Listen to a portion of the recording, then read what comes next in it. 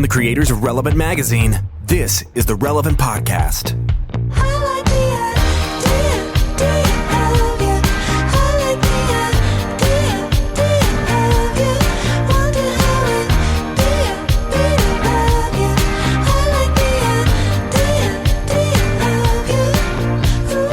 Friday, November 1st, 2019. You're listening to the Relevant Podcast. I'm your host, Tyler Huckabee, coming at you from Paris, France. Back there, stateside, we have my friend, John David Harris. I call him JD. How you doing? Greetings. Doing well. How are you? I'm doing just fine. Keeping an eye on JD. We swapped roles this week. Keeping an eye on JD, making sure he doesn't get too out of sorts. He doesn't get into too much trouble. Over in the booth there, we have our producer, Chandler Strang. Hello. And out there in Loveland, Virginia, it's a big day for him, ladies and gentlemen, so I hope we are all prepared to give him all the due attention that he deserves after a long, hard-fought battle. He was up late at night making sure that this one happened. Let's give it up for Jesse Carey. Jesse, how you feeling? Hello. My natitude is ignited. Congratulations to the Washington Nationals, your World Series champs. A lot of you, this is an audio podcast, and so a lot of you guys might not know this out there, but I wear a Washington Nationals hat almost every day of my life. I have spent a tremendous amount of time going to Washington Nationals games, watching them on television, and talking about them with people who honestly could care less. Well, guess who cares now? Everyone, because we just won the World Series in Game 7 in thrilling fashion. Congrats, Nats. Who are they playing? They're playing the Houston Astros, the best team in baseball, Chandler. I saw a thing about a guy who bet like $12 million on the Astros. To win. Bad bet. Yeah. Joke's on him.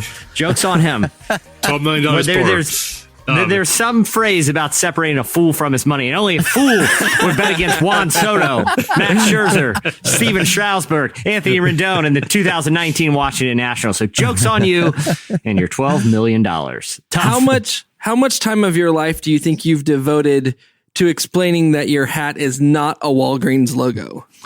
I mean, only to the jerks who come up and ask me about it. And I say, get a TV and learn about baseball because this team's hot. They're going to win a World Series soon. Well, guess who knows what the curly W is? That's what Nats fans call it, a curly W. And when we win, our announcer goes, it's time to put another curly W in the books. And last night, we got the ultimate curly W. And that curly W is a World Series win. So congrats, When someone Nats. talks about baseball, I feel like I've just been transported back in time to like a different era. That game is a time machine to like a bygone era of America. It is weird to listen to people talk about baseball even. Yeah, they to have a bygone era, to a beautiful era. Yeah, see? Yeah, they won the World Series. Yeah, see? Like a football. Okay, and then we'll move on. Okay, I want to do one sports thing and then we'll move on. Yeah, we have lots to talk about today. Today. And then I'll let you introduce the guests and talk about the sponsor real quick, Tyler. But here's the one beautiful thing about baseball. You know, basketball's been taken over by like Instagram, right? There's House of Highlights. There's, NBA culture is essentially, online culture. There's nothing wrong with that. It's a global sport and it's very progressive. The NFL is the opposite. There's always scandals. It's managed very poorly. It's very physical and rough. It is a challenging game to be a fan of. Baseball is from another era, a more beautiful era where people didn't sit on their cell phones all day, where people could go to the ballpark. You look at a picture of a baseball stadium back in the day, everyone's wearing suits and nice dresses. Everyone dressed up. It was like going to church, and you sat there outside for the entire afternoon, just hanging out. And that's what baseball still is. And that's why it's great.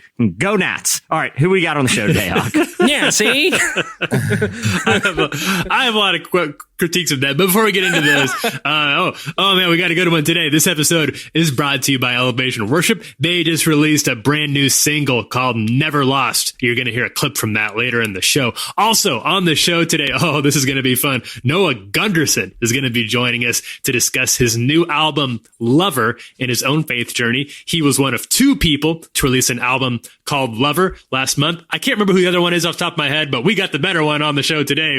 No questions asked. Very excited to hear more from Noah Gundersen later on. All right. Jesse Carey. Yes. You mentioned to me earlier today that you wanted to bring something to our attention. Yeah. You've been doing this lately. Ever since I took over as host, a responsibility I take very seriously. You text me and say, "Hey, I want to talk about this on the show." At the beginning of the show, before we get in, because there's a lot to get to today. Like we got the hot list coming up. Noah's going to be here. We have a listener of the week. Listener of the week on standby. Incredible facts. Like three. I mean, in terms of like three interesting facts, this is probably the best. They're all bangers. Yeah, they're all bangers. So all bangers. They all slap. And so, but I did want to talk about something here at the beginning of the show. This will be brief. This morning, Huck and I were I think we're usually the first ones to be online. And we got a lot going on right now at Ye Old Relevant. First in, last out. Yeah. First in, last out. That's my motto. That's right. So we got a lot going on over there, and we're trying to plan stuff for the morning. And Jess Collins, who basically runs the show over here, informed both Tyler and I that, hey, guys, I don't know if the podcast is going to happen today. And we're like, what? What's wrong? And here's what she said. I think something's wrong with Chandler. Chandler, can you start playing that music I asked you to cue up for me? Please cue up She said, Jess said, I texted Chandler at 5 a.m. this morning to see if he's coming in. I haven't heard back. I'm really worried. Keep it playing. I woke up at like 9:15 and saw that text, and then Okay, and she goes, listen, Chandler's dealing with a lot right now in his life. He's going through a very difficult situation.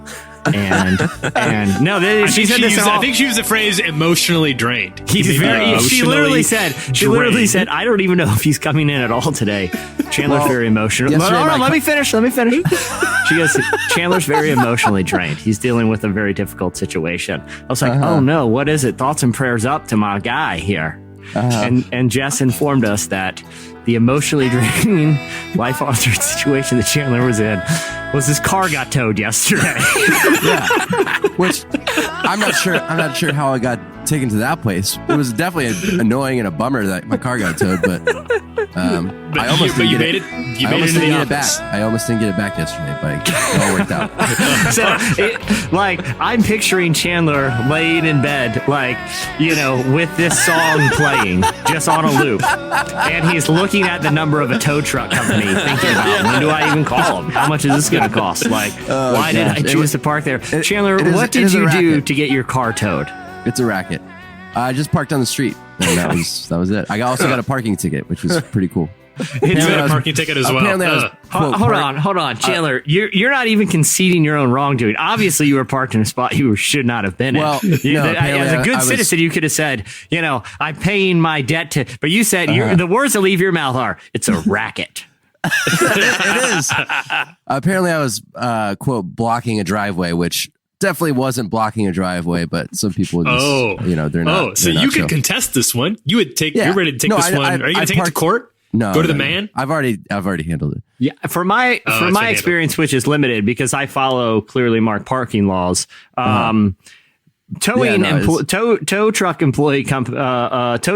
company employees are typically pretty surly people. Did you have a good positive or negative experience getting your vehicle back? They were pleasant, very pleasant.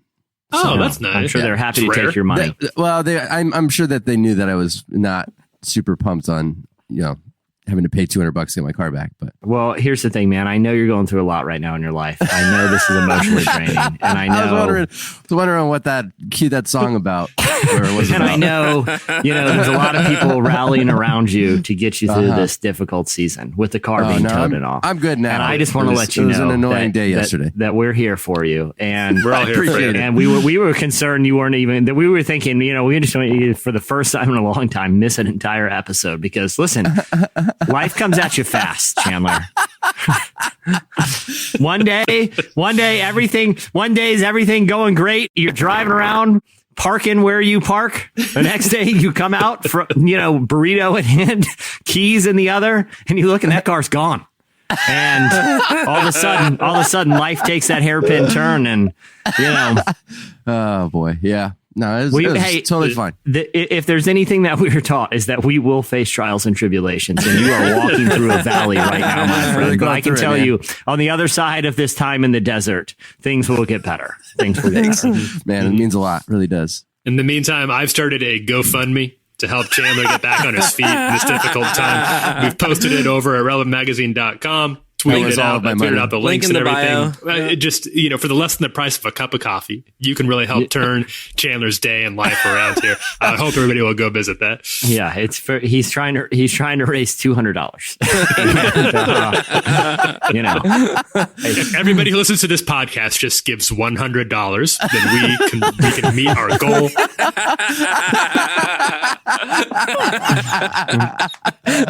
Oh man. Well, Chandler, I know you're emotionally trained, and I thank you for showing up today. Absolutely. All right, with that, we're going to take a quick break. When we come back, the Hot List. You can do all things. You can do all things but fail. 'Cause you never lost a battle. No, you've never lost a battle. And I know you never will.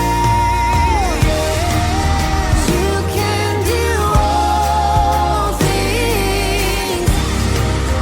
You can do all things but fail. 'Cause you never lost a battle. No, you've never lost a battle. And I know you never will. You're listening to Never Lost by our friends over there at Elevation Worship. At the beginning of the podcast, you heard I Like the Idea of You by Tessa Violet. That feels kind of like a slap in the face. That is a slight. I like the idea. Yeah. Yeah, you hear it at first, it sounds fun, but nope. That's a bad sign. Whoever the subject of that song is, get out now. It's like in Cruising for a theory. heartbreak. In theory, I should like you. But, On paper. in theory, I like you on paper. In theory, I can park here and block this poor person's driveway. You don't know where they were going, Chandler. Did you give any consideration to the person that was trying to get out of their driveway? It was just maybe like 5 inches or something like that, but they could have got around anyway. Whatever. Well, hey, lesson learned. Lesson learned. I hope. I hope this is going to scare you straight. I hope this is enough to get you on the straight and narrow. A lot of times people spiral after situations like this. A lot of times it's the wake up call they need. So wake up, Chandler. Woken. All right. It's time for our look back at the biggest stories from our beat this week. It's time for It's the hot list. The hot list. It's just coming in at number 5 this week. Selena Gomez. Back on the hot list after a short time away. She thanked God for helping her get through some tough times. She's back in the spotlight thanks to not one, but 2 new singles that came out last week about breaking up and moving on. And then she took to Twitter with a screenshot of her Notes app, as is the custom, to thank her fans and, in this case, God. She said, quote, "My father has taken me and placing me exactly where I'm meant to be. He said to me, Selena, hold on. I hurt when you hurt. I cry when you cry, but I will never, ever leave your side. Work with me, walk with me, and watch how I do it. He always surprises me, and I re-fall in love with him every single time." Gomez has really been through it in the 4 years since her last full-length album. She's opened up about a lupus diagnosis, struggles with anxiety and depression. Her on and off relationship with Bieber also made her the subject of scorching media scrutiny, which didn't really abate when he took up with his now wife, Hailey Baldwin. Still, Gomez has repeatedly called on her fans to stop attacking Baldwin on social media. Seems like a really good, she seems like a really good version of a pop star, Selena Gomez does. And she's handled her conversations about faith always seem to go more than surface deep. It's not just the first up, I want to thank God for the great, she has a real, a thoughtful spiritual journey that she's been very open about, and a tough one too. She gave a really powerful testimony at the Hillsong conference. Yeah, she did. I appreciate, it seems like her generation of pop stars, which of course, Justin Bieber is in, and, numerous others, seem more comfortable talking about and addressing faith and mental health. So good on her. Yeah, it's super cool that she's done that. Chandler, Chandler, this really rubs me the wrong way that because I saw the Notes app screenshot you posted on Twitter this morning about your situation where you said where my father has taken me and places me is exactly where I'm meant to be, and you took a picture of you clearly 5 inches into someone's driveway. How dare you? How dare you? How dare you? This isn't on. Own your mistakes, Chandler. I'm paying the price, man. I'm paying the price. Coming in at number 4, a Christian content affiliate is defending publishing revenge porn. Representative Katie Hill. So Red State, a conservative blog which operates under the umbrella of Town Hall Media, which is an affiliate of Salem Media Group, is defending publishing revenge porn of California lawmaker Katie Hill. Earlier this month, Red State posted allegations that Hill and her now estranged husband had been in a relationship with a younger campaign staffer and included salacious photos of Hill and the staffer in the report. The report prompted the freshman lawmaker's resignation and a House ethics investigation, but it also caused outrage for publishing non-consensual nudes, an online phenomenon known as revenge porn, which is illegal in California. Salem Media claims, according to their website, to be, quote, America's leading radio broadcaster, internet content provider, and magazine and book publisher targeting audiences interested in Christian and family-themed content and conservative values. They run websites like GodTube, Crosswalk, CCM Magazine, and Jesus.org. Red State responded to the outrage in an editorial saying, quote, there were multiple discussions all throughout the reporter's weeks-long investigation that went all the way up the chain. And in the end, senior leadership determined that it was important that there was solid evidence. The managing editor said, don't take nudes on your phone. It isn't fair that we live in a world where the technology that helps us the most can also hurt us the most, even when we're just enjoying it privately. But that's the world we live in. This was a interesting and really sad and ugly case that I found myself thinking about a lot this week for a variety of reasons. What are you all's take on it? Well, I mean, okay, so there's a lot to unpack in this. There needs to be a nuanced conversation about it, and we want to be really delicate in how we discuss this, obviously. And listen, I mean, there's a couple different issues. Some that I think we should probably leave for other discussion topics, particularly the conflation of conservative political ideology with Christian values, which look, some people maintain both, and that's fine. But I think conflating them to be one and the same is a little dangerous. But Red State, I mean, they're called Red State, the name of the website. So they're clearly showing conservative. They're showing their kind of, conservative leanings right there. So it's not, I don't think the practice of trying to expose something problematic in the lifestyle of a lawmaker on either side of the aisle is wrong. I think journalists. That's what journalists do. Yeah, that's what they need to hold truth to power. And listen, I don't know anything about Katie Hill's the details of her personal life, but I do think it is problematic when someone in a position of power is in a relationship with someone who is under their employ, and that relationship isn't disclosed. Like, I think it doesn't, gender of the individuals aside, I feel like that is problematic because you have a position in power, even if the relationship is consensual. If it's not disclosed, I mean, that can lead to a lot of really bad things. And I think we've seen that play out in media. But I also don't think there's ever any circumstance that would justify the posting of these types of photos without, like that is, agreed. That seems black and white. That seems wrong. They can say, listen, we have evidence that she is in a relationship with a young campaign staffer without publishing it. We're all journalists here. I mean, I think that's a line that Tyler, you or I certainly would never be comfortable crossing for good reason, because it seems morally wrong. What's your guys' take on this? Yeah, I think there's a huge difference. And I kind of don't think that their argument holds water of like, well, you just shouldn't have taken the photos on your cell phone and like, let this be a lesson to everyone to just not do that. I mean, there's one thing to, even if you believe that, even if you're like, yeah, no, I don't think you should take those kind of photos or whatever. But then that doesn't recuse you of the responsibility of what do you do if you have access to them.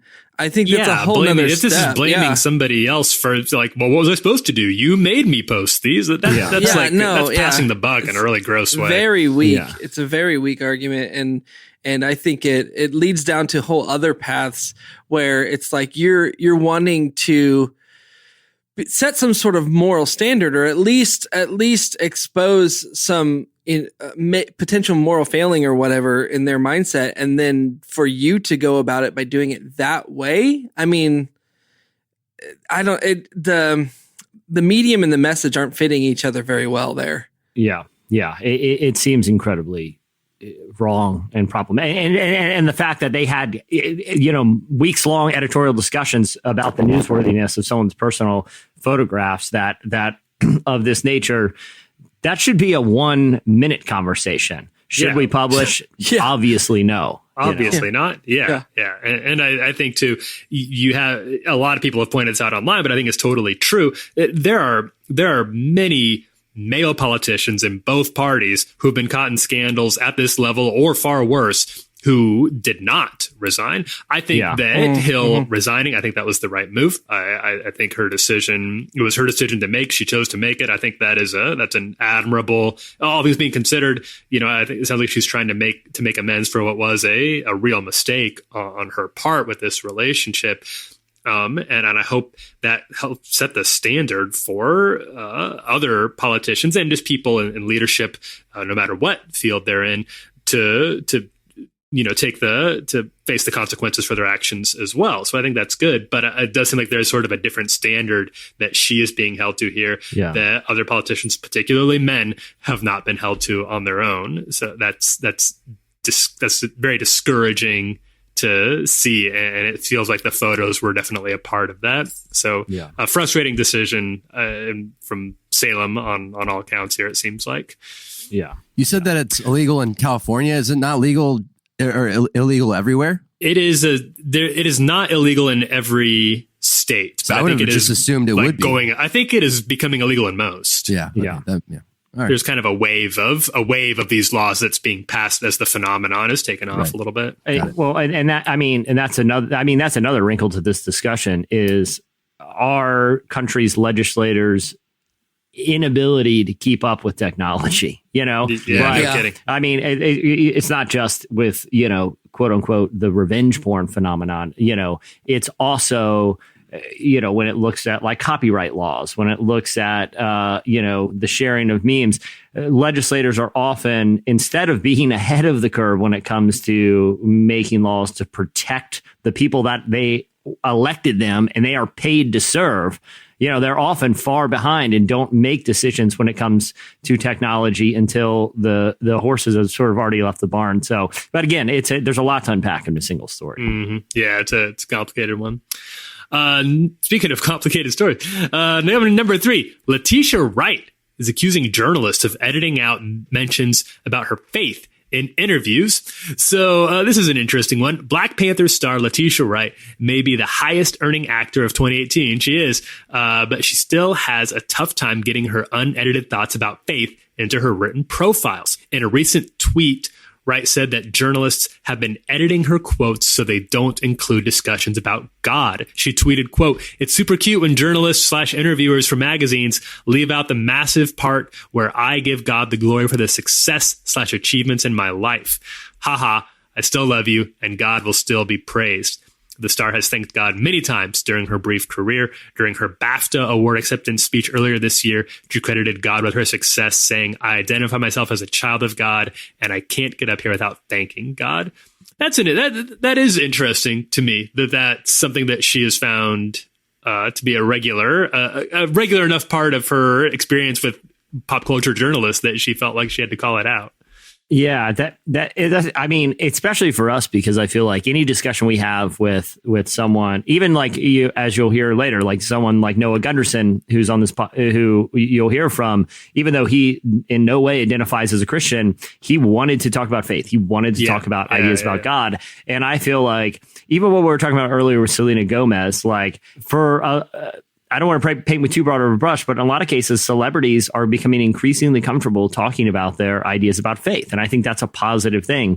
And for journalists to be the ones who are afraid. You know, the job of particularly like celebrity profile journalists is to present an interesting and accurate portrayal of these, you know, people who a lot of people like and follow. And as you said earlier, Tyler, you know, in terms of box office earnings, she was the commonality in 2018. Her films made more money than anyone else's. And so I think there's a lot of interest in her. But in order to really, you know, understand who she is, if you're someone tasked with profiling or interviewing her, if she's making faith a part of the conversation, that needs to be a part of the conversation. And I think it's kind of weird because we always try in our interviews with public figures to get the conversation to go somewhere around faith. Sometimes that's easy. Sometimes people are a little more reticent to share those thoughts with us. But it's the goal of Relevant Magazine. And I've even seen when we've been in part of some roundtable interviews when it's us and a few other outlets at the same table, all taking turns asking questions. You know, you get there are people who just want to know, did you get to keep the clothes from the shoot? And what was your workout routine like to get ready for this role? And then we have, you know, our 2 minutes to be like, do you think there's any sort of faith, you know, to find those angles? And it seems to me, generally speaking, and this is all anecdotal on my part, but generally speaking, that does seem to be refreshing to a lot of the people that I've talked to get to say something different. Other than the same old talking points that they usually have about the process of figuring out a new character and the respect they have for it seems like it does. And I've had a few people thank me for those questions. So, I guess that's all to say, Letitia Wright, if you're listening, we won't edit out your thoughts about faith when you come to us. Yeah, give us a call. Buzz us right now. Figure out Chandler's waiting. He's doing his job right now from a tow truck office, waiting to figure out this whole can of worms he's got himself into. JD, you're a fan of the MCU in terms of like non-Avengers, like sort of the ancillary characters. How do you feel about Shuri? Because I feel like she is one of the coolest and fun kind of non-main characters in the franchise. What's your Shuri thoughts as a MCU fan? Well, I would say I'm probably I'm like borderline MCU fan. I'm just but I enjoy a good trip to the theater. Chip. What a hot take you got going on. Yeah. I mean, it's okay. But no, I do think that her character was fun. I liked the idea of them introducing not only a young female character into the MCU, but one whose kind of specialty is in her mind and in her ability to be like innovative and inventive and a scientist and but also like strong in her own right and skilled as a fighter or whatever. But it was I thought it was a fun take to have this like younger black female role where her power wasn't like gifted from some alien beings or from like touching some mystical artifact, but it's actually like her intelligence and her ability to basically take anything and change it for the good of her community. And I thought that was a fun and refreshing take. Yeah. And she also I think has one of the best lines in the MCU, taken from internet culture, when she looks down at her brother's shoes and gives the famous, "What are those?" Good meme. Great moment. Great meme. Yeah. That'll be something that these movies are obviously meant to kind of like stand up for a long time. You know, like people, you're showing them to your kids right now, Jesse. That is going to be a joke that's a little hard to explain to future generations. Yeah. Well, okay. So there's this video that went around on Twitter where this police officer came and he was casting these guys and he's filming it with a cell phone and he looked down at his shoes and they were embarrassing boots and it became a meme. Chandler, why don't we just play a clip of the original "What are those?" Meme for context. Officer, I got one question for you. What are those? Okay. So there it is. That's the Black Panther joke that's going to live in infamy. Now you can all tell your kids about it. Number 2 this week, Kirk Franklin has started a boycott of the Dove Awards. Oh, this is a good one. This is an interesting one. So this week, Kirk Franklin posted a video to social media explaining that he would no longer be taking part in any association with the Dove Awards, the Gospel Music Association, or Trinity Broadcasting Network. Franklin said that in 2016, comments he'd made during an acceptance speech honoring Philando Castile and Walter Scott, two black victims of police violence, were edited from the broadcast. He said he voiced his displeasure to the Gospel Music Association and they apologized, vowing not to do it again. But this year, when Franklin won another Dove, he spoke about a Tatiana Jefferson who was shot and killed by police in her own home earlier this year. Once again, as he said, history repeated itself and his comments were cut from the broadcast. Here's what he said. After a meeting with the Dove Awards Committee and representatives of TBN, I've made the decision after prayer, consultation with my team and my pastor, Dr. Tony Evans, to not attend any events affiliated with or for the Dove Awards, Gospel Music Association, or TBN until tangible plans are put in place to protect and champion diversity, especially where people of color have contributed their gifts, talents, and finances to help build the viability of these institutions. Franklin was supported online by artists like Jeremy Camp, Natalie Grant, John Gray, and Priscilla Shire, and Lecrae, who actually said he would be joining Franklin's boycott.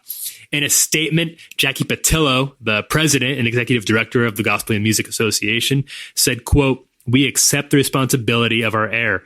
Although completely unintentional, we understand it caused great harm and deeply wounded many in the African American and gospel community. As well, it left a general perception that we are not concerned with key social issues that affect people of color. It is not our intent to disregard or silence any of our artists, and we are deeply saddened by this perception and are committed to change this." So, this is the most the Dove Awards have been in my timeline over the past few years, but it's an interesting one. It was interesting to me how I have a lot of respect for Kirk Franklin and how he has addressed this, particularly in the video, how he comes across as extremely, this was clearly not something that he just decided to do out of nowhere. Like he's clearly, Dove Awards were weeks ago. So he's clearly been thinking about this, praying about this, talking to people about this. This was a very thought out decision with some really tangible goals in mind. Yeah. Yeah. I've even seen things that like have kind of discussed like in 2019 or something like the Dove Awards even necessary anymore. I mean, Kirk Franklin is an artist who, I mean, is probably as well known, if not better well known outside of like Christian music circles. And I mean, you look at someone like Lauren Daigle, these crossover artists.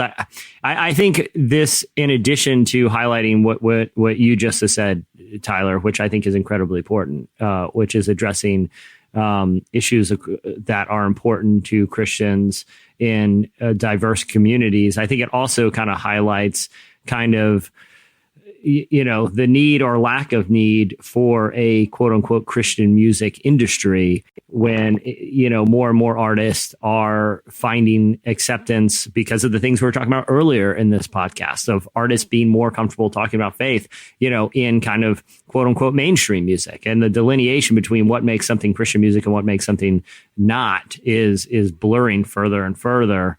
I think that's kind of an interesting part of the discussion as well.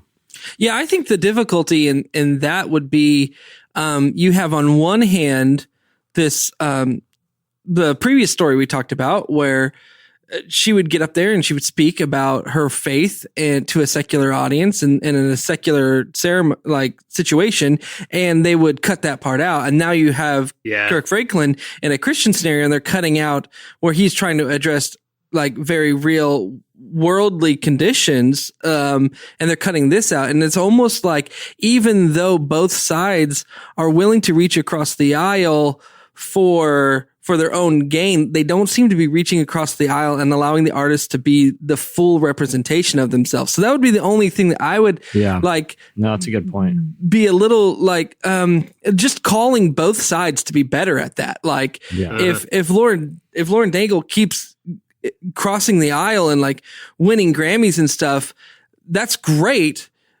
but it starts to become not great when they cut out half of her story. And the same thing with artists like Kirk Franklin and stuff. It's great that if he was able to win like Dove Awards and have this recognition, right? You know, with people who maybe have decided to not let like music outside of the Christian sphere into their lives. But that's the space where we need people saying the things that he is saying as well. And so they need to not cut that out. And another thing too is this kind of feels similar in the same vein as the other story where I don't know if their excuse holds water. This whole like, oh, we unintentionally cut this piece out of your speech to save time or whatnot. It's like, but you had already had the conversations knowing that this was something that had happened in the past.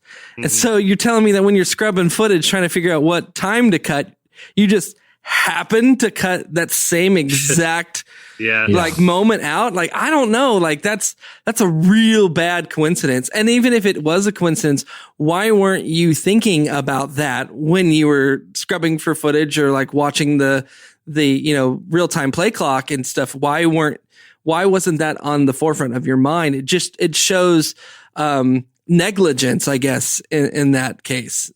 Yeah. Mm-hmm.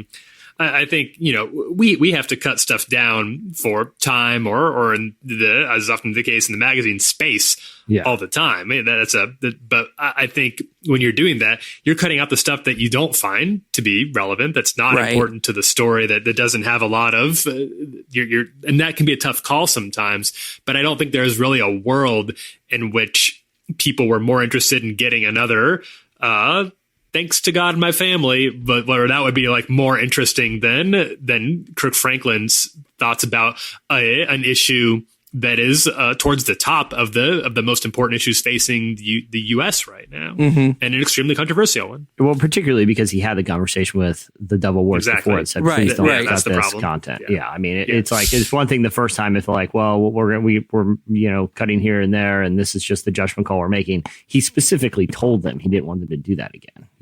So yeah, I agree. And finally, coming to number one this week, it was a tough call. What was going to be number one? We've talked about a lot of different things. We talked about some hot button issues, but there's only one choice for the top story in this week's hot list. I don't think there's been a more 2019 headline than this. Bullseye. Just like Bullseye. The weirdest year ever. Question mark? Yeah. This is just like if 5 years ago. Yeah, if 5 years ago you said this will one day be a headline that you'll run on your website or be like, I don't know. I think there's a glitch in the matrix. I think we've merged with I think Kingpin has merged alternate realities in Brooklyn, and suddenly we're on a different place on the universal timeline here. I don't know. This seems too out there. Which isn't to say that that didn't happen. It could have. I don't know how else to explain what's going on right now. Our reality has merged or intersected with another, and here we are. Yeah. And here we are. Number one, Chris Tomlin kind of covers Kanye West's Closed on Sunday. Okay, so some background. As I'm sure if regular listeners to this podcast are already very well up to date on our thoughts on Kanye West. But this week, Chris Tomlin, the man behind some of the biggest worship anthems of all time, is now drawing inspiration from a new inductee into the genre, Kanye West. In several videos posted to Twitter, Tomlin and fellow worship artist Pat Barrett covered Kanye's Chick-fil-A ode, Closed on Sunday, and well, here it is, presented with forthcoming comments. You're my Chick-fil-A. What? Let it play. Yeah. You're my number one. Say it, Chris. With the lemonade. Oh my gosh. On Sunday. Yeah. Here we go. You're my The guy in the background. What? Sing it like you mean it. No. Open up the doors cause the people out here screaming. Give me that biscuit and make it the quickest. Hold on, son. Extra Polynesian cause you know your boy's hungry. It's so sweet. Oh, I don't like this Kind at of all. tangy. And that's okay. I'm kind of fun. Oh my. All right. There's a lot that can be said, but I'm almost tempted to say, listeners, take that and think about what you will, because it's Chandler. You seem to have pretty strong reactions to this video. Like what are your thoughts? I don't know, man. It's very, very cringy. I don't know. The rapping really tops it off. I mean, like the ad libs in the beginning, like yeah. I don't know. The verbal ticks. We already know that Chandler's having an emotionally draining week, and now we had to throw this at him. We had to throw Chris Tomlin. The man's car got towed yesterday, and now you're going to make him play a clip of worship leaders covering Kanye? That's how we do him? That's mean. In a dark place at the moment, man. Yeah. Chris Tomlin has been on the podcast a number of times. He's always come across to me as a very charming, humble, very gracious individual. I like Chris Tomlin. This isn't just me trying to save face here. I like talking to Chris. Yeah, Chris has also been very open with us. I think I can share this. He's shared it with us. Chris wants to be he has dreamed of a career in country music. In country western. He likes the idea of being a country star. He's a Nashville boy. That makes a lot of sense. And I think after hearing this, I would encourage him to pursue that. If roads diverge and you can either go the country route or the hip hop route. Yeah. My suggestion to my gut is that country is a better option. I would say this. Grab the steering wheel of the car of your career if it's going to be one of those two directions and yank it as hard as you can to country music. Like, if you want to sing with worship, that's fine. Great. Yeah. Obviously, you've accomplished there. But if it's between hip hop and country, please choose anything else. And Chris, this comes from a place of love. I trust that you would say the same thing to me if you heard any of mine. There's a reason. I mean, I don't have any videos of me trying to do Closed on Sunday. There's a reason. But if it comes out, I would trust that you would speak. There's a number of reasons. Love. I mean, they're probably self-aware. You know what I mean? Like, they're laughing at they're laughing at themselves. They're laughing at themselves. They're in on the joke. They are in on the joke, I hope. Yeah, exactly. I believe. I trust. But what we said about country music and hip hop, we mean. That's not a joke. Don't choose. That's not a joke. Yeah, that is. You had your chance. And you blew it. So. All right, that'll do it for this week's. It's the hot list. The hot list. Was that a sped up version? No, that's just the same one. That was the Chris Tomlin cover. Chris Tomlin did a quick cover of it. Do a little spin on it. We're going to take a quick break. When we come back, Noah Gundersen's going to join us.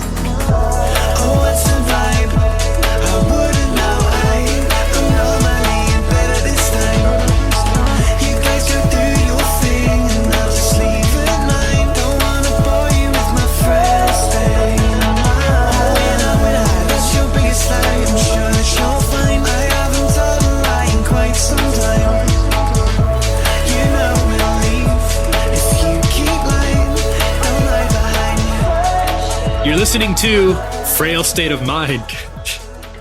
The Chandler Strang's tour. What a week you've had.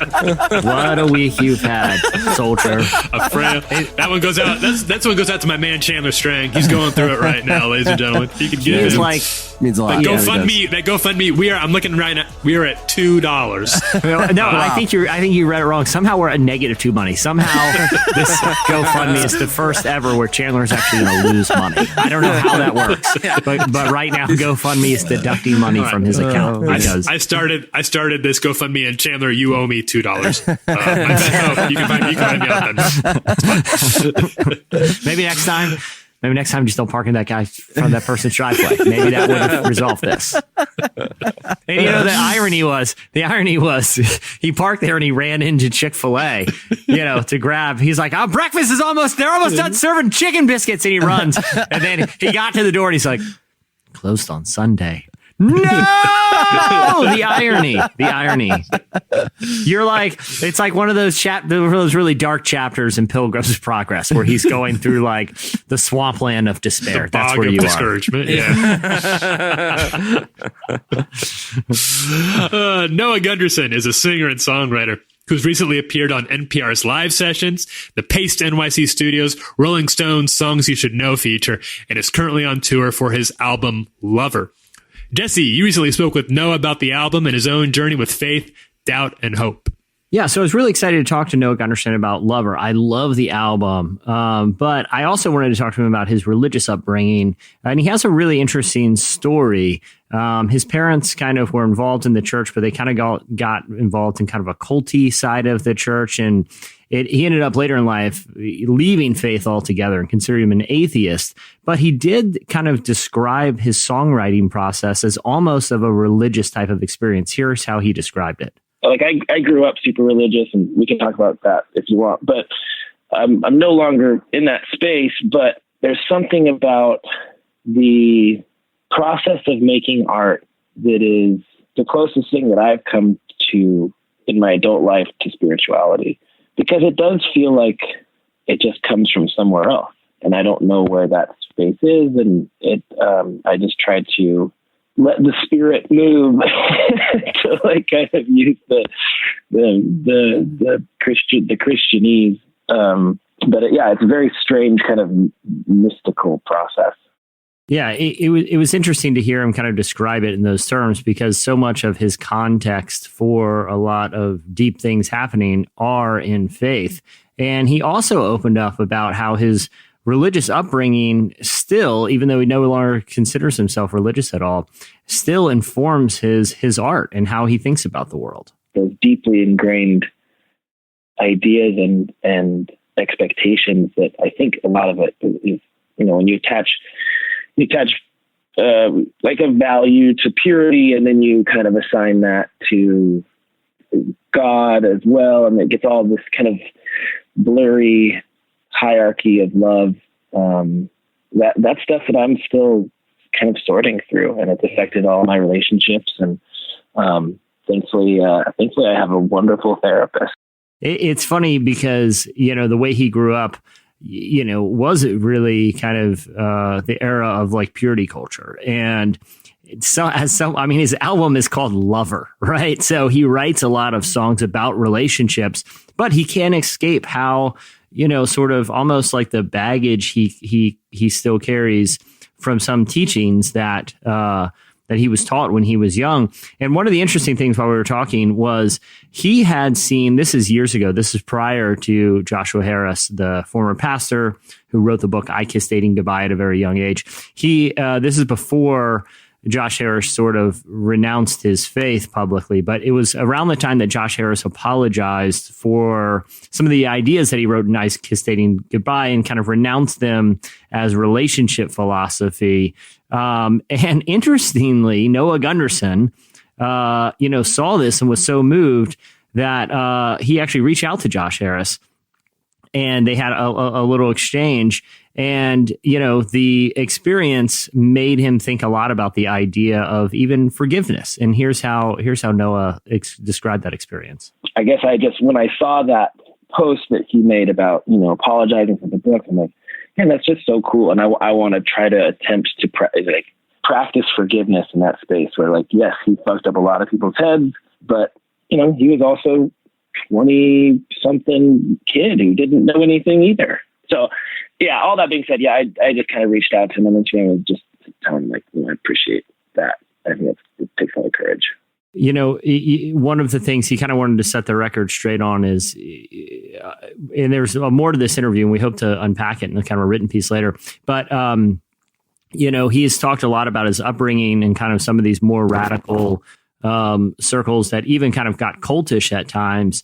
But his parents, at some point they kind of stood up for their own beliefs, and they allowed their faith to shift and evolve. And they've kind of walked back some of the things that Noah was exposed to when he was a kid. And the way he describes it is, really his parents' own faith evolution kind of led to him being sort of this spiritual seeker.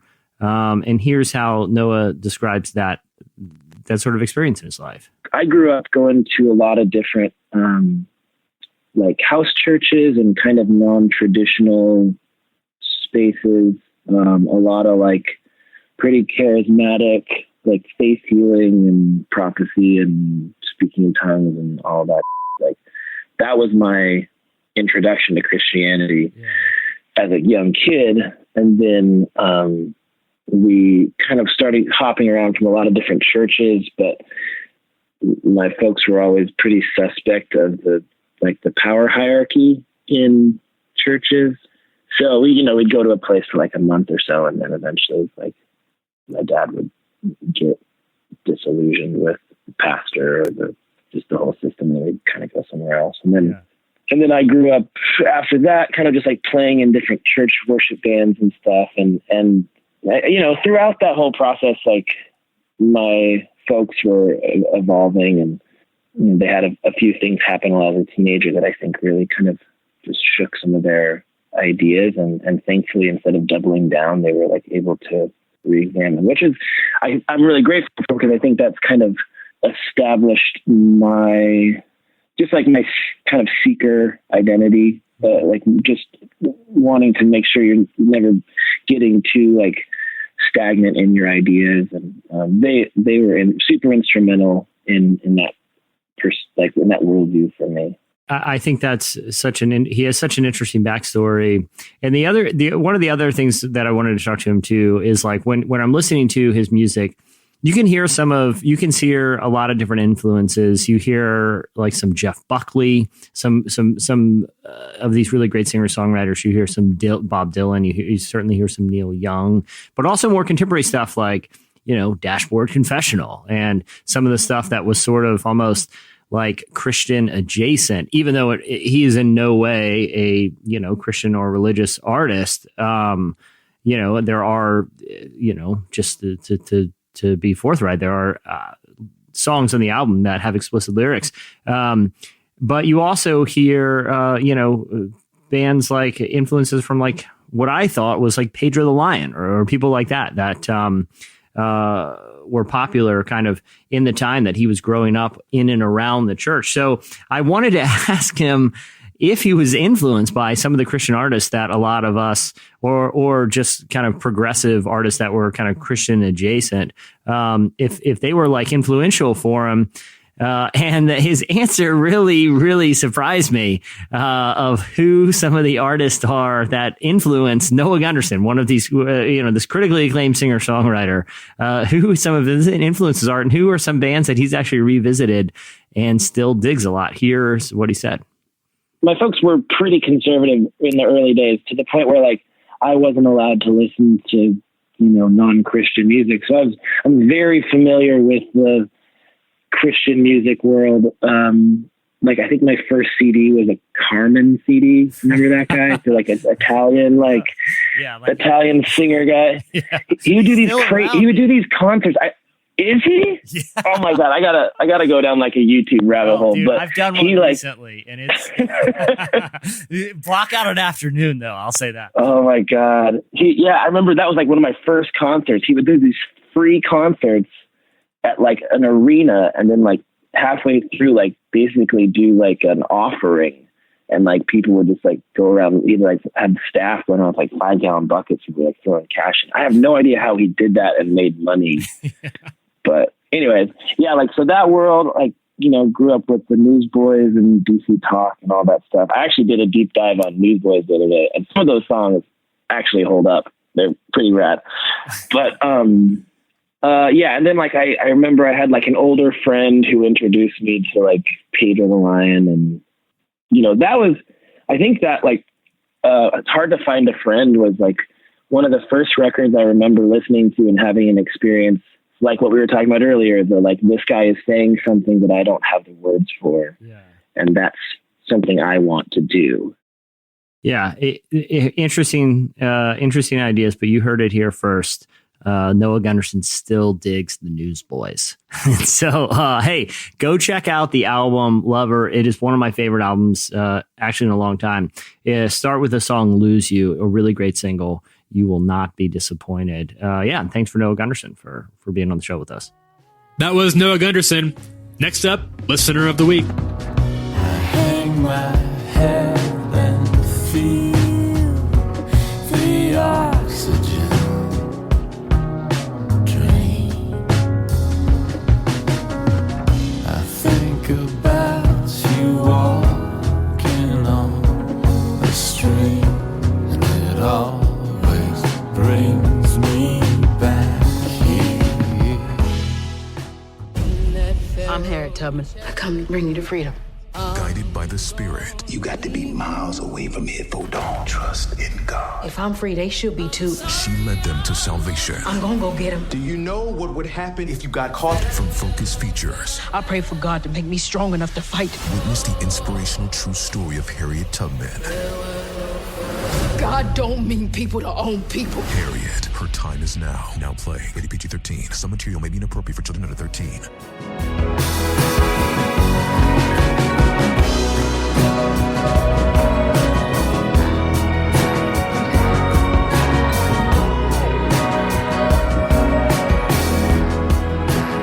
You're listening to Walking on a String by Matt Berninger and Phoebe Bridgers. All right, now it's time for one of our favorite segments around here. Listener of the Week is where you all send us 3 interesting facts about yourselves. We pick a favorite one from the bunch and bring them in. And they're always good. They're always interesting. But I think you hate to pick favorites. But I've got my hopes are high for this one. I've got some strong expectations. Welcome to the show, Nick. Thank you for joining us. Thanks, guys.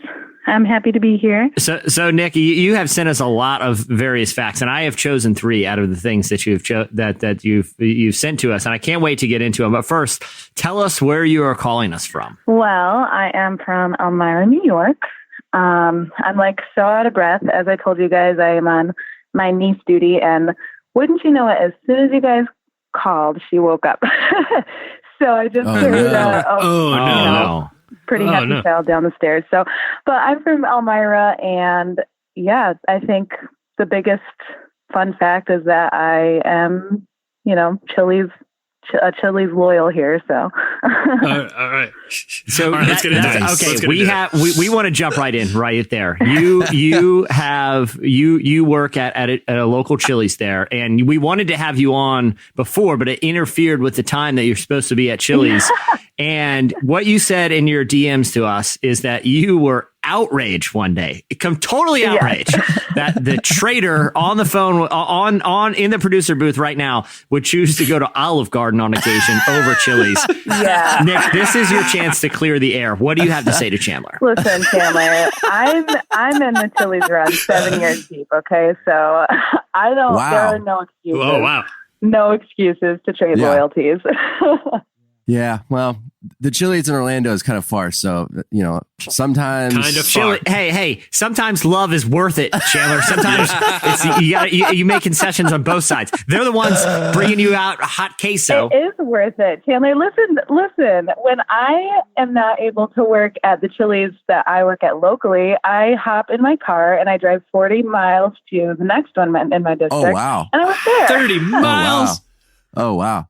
All right. Well, you know what? You make a great point, and I'm sorry, I won't do it again. Listen, the only reason I think I'm so Olive salty is because Olive Garden is the last thing that I ate before I got hospitalized for the GI bug a couple of years ago. So whoa! Oh no! Added to all of the injury with your betrayal. Hold on, Nick. I got a question for you. Do you think someone from Olive Garden is like, here comes Nick. She's OG Chili's. We gotta, poison her breadsticks. Do you think this was malicious, or you think you just roll the dice when you go to Olive Garden? Yeah, no, I think that to be honest, I have not had enough Olive Garden experiences to know. I had the one, and I was like, that's enough for me. I'm done. Yeah. You've only been there one time, and you got sick the one time you went. Yes.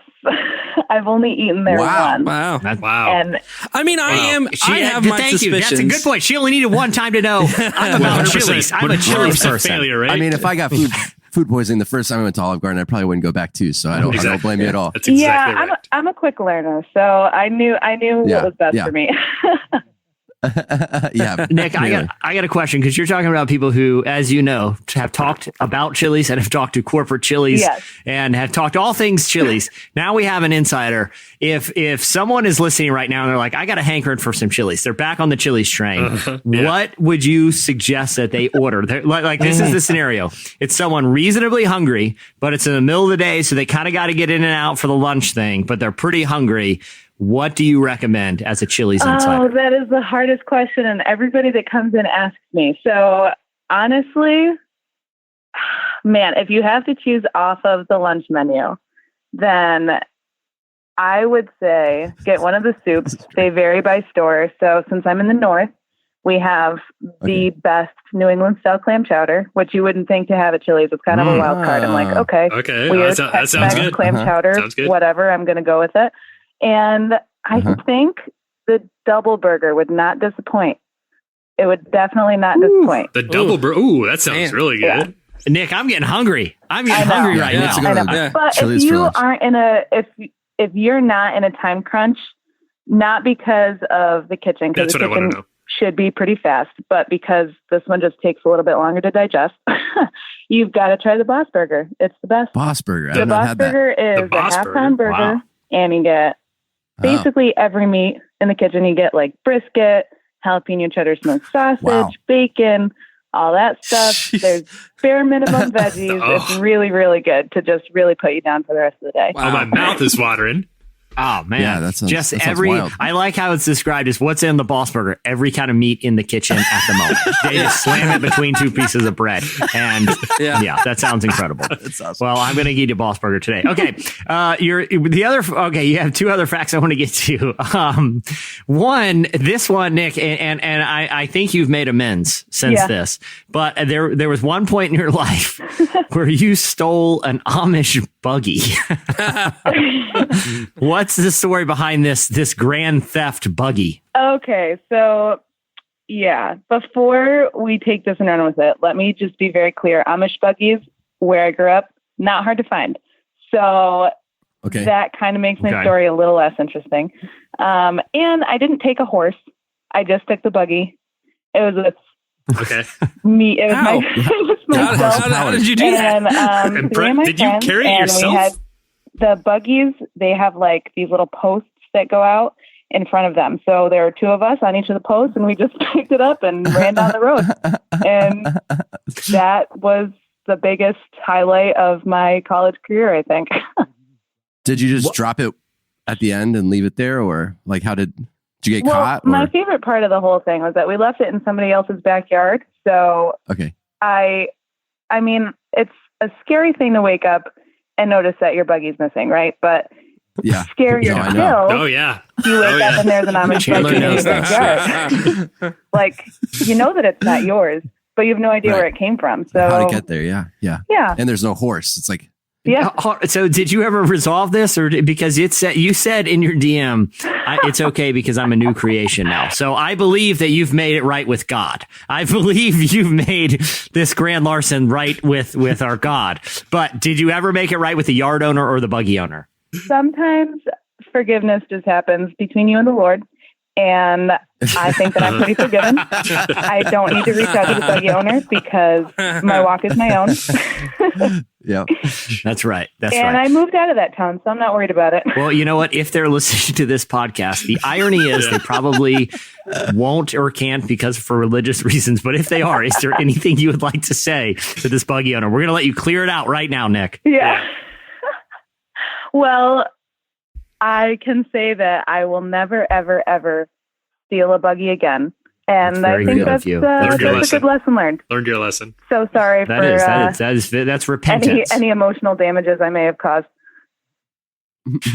I do have a quick follow-up question. This is for both you, Nick, and Chandler. Mm-hmm. Chandler, was the car you lost actually a buggy? And Nick, was this actually yesterday? In Orlando, yeah. Because if so, we might be able to solve two mysteries here. Yeah. Oh man. I mean, this story could get very deep, guys. I don't know if we have all the time in the world for that. Yeah. Well, I have a Boss Burger I need to get to pretty soon, but I do have another fact. You said that, quote, this is what you call them, quote, hell monkeys ruined your childhood. Yes. What were these monkeys and how did they destroy your childhood? Well, when I was younger, my mom and I moved to this duplex that was on a farm. And the farm owners, they were also our landlords. They apparently just absolutely needed to have pet monkeys. And they were the most horrifying things in the whole entire world. I don't remember what kind they were, but they were super skinny. their faces were like more human looking than any other monkey that I've seen, if that makes sense. And they were just terrifying. Like, I can't even explain the fear. My mom, so when we lived on the farm, I was in second grade. We lived in the upstairs apartment of the duplex. And I'm not kidding when I say that my mom leveled me trying to beat me up the stairs because one of the monkeys was chasing us. Like, not even kidding, no regrets, no remorse. Chasing. Threw her toddler down the stairs at the monkey so that she could escape. It was horrible, horrifying. That's pretty funny. Yeah, it was just, first of all, there was something in my little kid brain that I was like, these don't belong in a house. Like, these don't belong here at all. And they spend their lives either chasing me around or ripping their diapers off and throwing poop everywhere. So I'm not a fan. Not a fan. Oh, that is gross. Yeah, there's nothing worse than having to change a monkey diaper. I have another question for you, Nick. Okay. Well, first off, I'm not a psychiatrist or like a therapist or a counselor, but I think I recognize now the childhood trauma that caused the delinquent behavior later in life and what caused you to steal an Amish buggy. Yeah. So I think you're absolved of that. We've gotten to the root of that. But how many mornings did you wake up and you looked out your window and staring right into you was a very human-like monkey face that's just been watching you all night? Was that like an everyday thing? Listen, one time the farm children that lived in that terrible, terrible place, they would try to trick me. So they'd be like, hey, Nick, look out the window, open your window, look at us. They'd be calling me like, oh, hey, come on and play with us, like normal kids would, except for the fact that I would open my window and this monkey would be crawling up our house, like almost into my window. And I'm like, you guys aren't right. Like, what? Who hurt you? Why do you do this to me? Like, what's going on? So if you can figure out their emotional trauma and their background as to why they would do that to me, I would love to know so that maybe I could take that to a place of forgiveness. I'm getting sort of we're recording this on Halloween. I'm getting kind of a spooky vibe out of this. This is coming across like this is like monster movie. Well, Nick, I'm sorry that we made you revisit your childhood trauma and your previous crimes, but I will say we thank you for the boss tip on the Boss Burger. Nick, thank you for joining us. Thank you for being this week's Listener of the Week. Thanks, guys. Man, that looking did outside. Not disappoint. That did not disappoint. A monkey crawling up the side of your house as the children taunt you outside. That is straight out of a horror movie. Don't you kind of get a little bit of a horror movie vibe out of that? Like that's like the next M. Night Shyamalan movie. Yeah, like a little M. Night movie. True terror. A master of the genre. Yeah. Well, if you think that you can live up to the bar that has been set by Nick this week and you want to be our listener of the week, then you can come at us in the DMs, Relevant Podcast.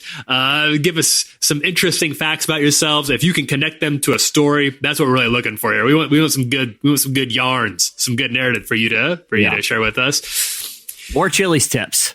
Chili's tips are also really valuable. Many thanks to Noah Gundersen. His new album, Lover, is out now. Also, thanks to the guys over at Elevation Worship. Be sure to check out their new single, Never Lost. You heard a little bit about it on the podcast today.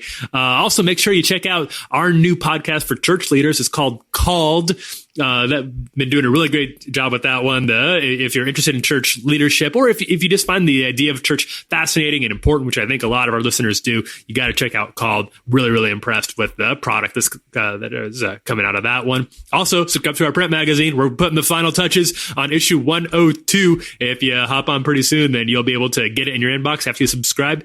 And I think with that, we will wrap it up. Thanks for listening, everybody. I'm Tyler Huckabee. I'm Chandler String. I'm Jesse Carey. I'm John David Harris. We'll see you all next week. Have a great weekend, everybody.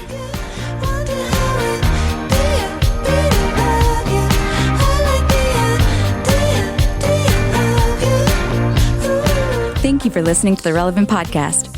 If you like what you heard, be sure to leave us a review on iTunes. Check out other shows from the Relevant Podcast Network in the podcast section at relevantmagazine.com. And while you're there, browse exclusive podcast merchandise at our online store. Make sure to subscribe to Relevant Magazine. Info is available at relevantmagazine.com/subscribe.